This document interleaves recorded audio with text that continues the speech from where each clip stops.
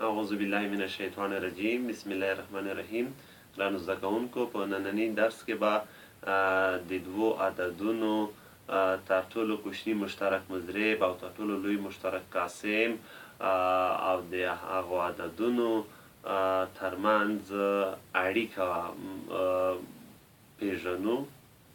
نو د دغې اړیکې د پیژندلو لپاره که چیرې دوه عددونه په A او B سره ونوموو، د هغوی تر ټولو لوی مشترک قاسم په G سره ونوموو او د هغوی تر ټولو کوچنی مشترک مضرب په L سره ونوموو، نو دغه رابطه لیکلی شو.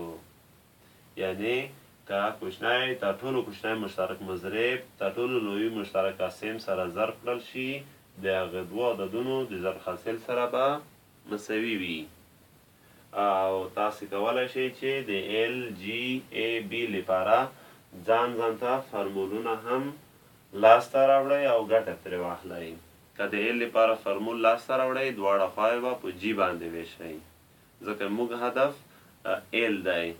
او که د G لپاره فارمول لاسته راوړو، دواړه خواوې به د G په ضریب یعنې په L باندې ویشو. په همدې ترتیب د A او B لپاره هم.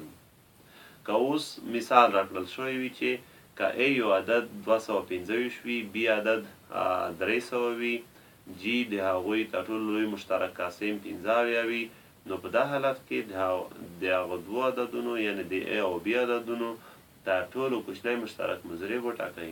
نو ډېر اسانه ده.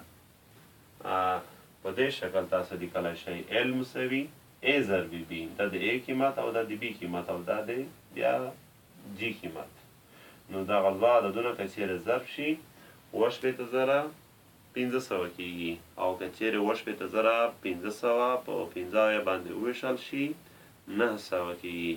یعنې د 225 عدد او 300 عدد تر ټولو کوچنی مشترک مضرب عدد بیا 900 دی. ګرانو زده کوونکو، درس مو په همدغه ځای بستی. بیا چې له یوه نوي درس سره درېږم، بیا له پامه.